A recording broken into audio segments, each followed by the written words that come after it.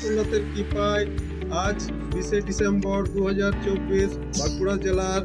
রঘুনাথপুর গ্রামে গোকুল ফাউন্ডেশনের পরিচালনায় ও ISKCON India tribal care trust সহযোগিতায় ছোট ছোট শিশুদের পুষ্টির উদ্দেশ্যে 1 গ্লাস দুধ প্রত্যেকটি শিশুর হাতে তুলে দেওয়া হচ্ছে।